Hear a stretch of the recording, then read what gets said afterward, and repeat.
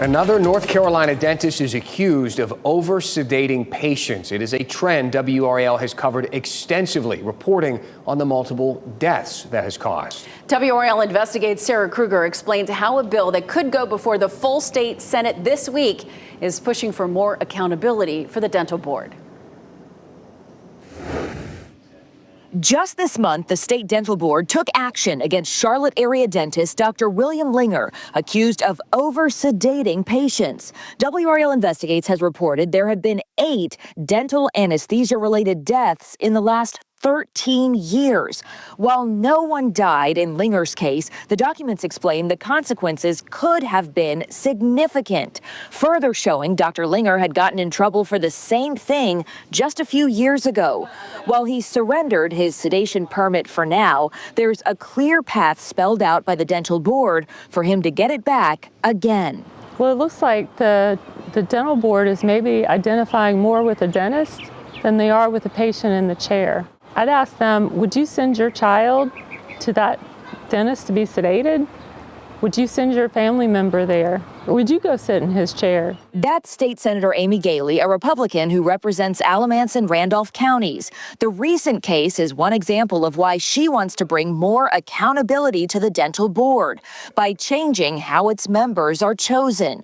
Right now, they're elected by fellow dentists. Through Senate Bill 599, she's pushing for members to be appointed by the governor, General Assembly, and the Labor Commissioner instead. That's going to result in a model that is less beholden to the profession and more likely to keep in mind the interests of the public.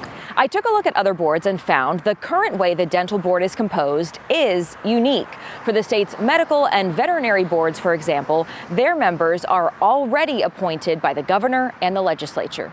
The dental board's not having any kind of accountability in a public way, in a public role, really makes it not entirely unusual, but a bit unusual. I asked the dental board if it supports the bill and if the board has enough accountability.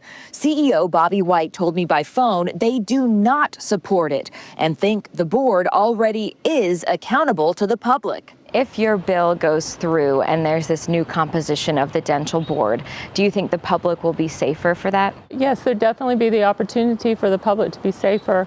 And that, she says, is her goal. This is about public safety. It's not about dentists protecting their turf.